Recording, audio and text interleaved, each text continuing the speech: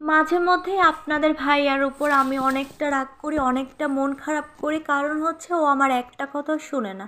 Hello everyone, আসসালামু আলাইকুম। সবাই কেমন আছেন? আশা করি সবাই ভালো আছেন।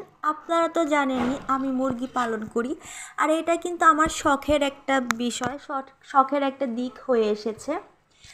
তো এই মুরগি পালন করে যে ডিম পাড়ে এই মুরগির ডিমগুলো কিন্তু আমার ননাসদের, আমি চাচি শাশুড়িদের আমি এমনিতেই দিয়ে দিই।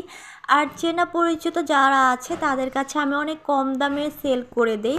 আর আমার ডিম খেতে একদমই ভালো লাগে না, আর ওরা ডিম পাড়ে, এই ডিম তুলতে তুলতে দেখতে দেখতে আমার আরও ভালো লাগে না। তো আজকে মুরগির খাবার নেই, তাই হচ্ছে আমি ভাত, ভুসি আর হচ্ছে ভাতের মার মাখিয়ে নিয়ে এসেছি। আর এই ঘাসগুলো দেখতে পাচ্ছেন, এগুলো রাস্তার কিনার থেকে আপনার ভাইয়া তুলে এনেছে। 3-4 দিন বলার পর এই ঘাসগুলো তুলে এনেছে, কারণ হচ্ছে মুরগিকে মাঝে মাঝে ঘাস খাওয়ানো উচিত। তো হচ্ছে এই মুরগিগুলোর ডিম বিক্রি করার পর যে টাকাটা আসে, আমি আপনার ভাইয়াকে অনেকবার বলেছি যে এই ডিম বিক্রি করার টাকা দিয়ে তুমি মুরগির খাবার নিয়ে আসবা, কিন্তু সে সেটা করে না। সে ডিম বিক্রি করার টাকা দিয়ে সে কবুতরের খাবার নিয়ে আসে।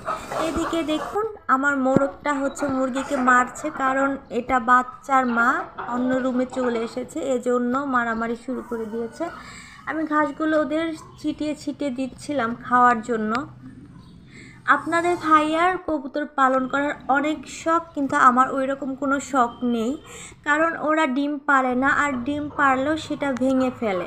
দেখুন আমার টাইগার মুরগিগুলো মাশাআল্লাহ কত সুন্দর। মুরগি পালন করে লাভ আছে, লাভ বলতে গেলে কষ্টও আছে। লাভ বলতে গেলে মুরগি তো বড় থাকে, জবাই করলে হচ্ছে সুন্দর মতো খাওয়া যায়। এইদিকে দেখুন আমার সেই ছোট্ট ছোট্ট ছানাগুলো কত বড় হয়ে গেছে মাশাআল্লাহ।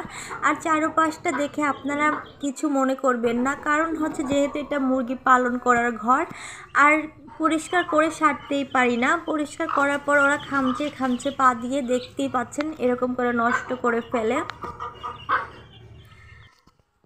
তো এই যে টাইগার মুরগিগুলোকে এখন আমি খাবার দিয়ে দিচ্ছি।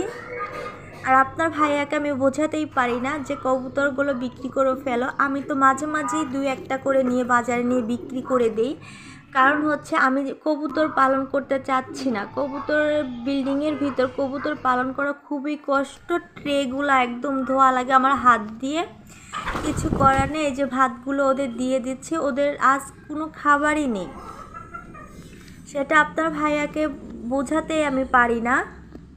তো সবাই ভালো থাকবেন, যে যেখান থেকে দেখছেন একটা লাইক কমেন্ট করে দিবেন। যারা ইউটিউব থেকে দেখছেন তারা একটি লাইক আর হচ্ছে সাবস্ক্রাইব করে দিবেন। যারা পেজ থেকে দেখছেন তারা লাইক ফলো করে দিবেন। সবাই ভালো থাকবেন, আল্লাহ হাফেজ। নেক্সট ভিডিওতে আবার দেখা হবে, কথা হবে। আল্লাহ হাফেজ।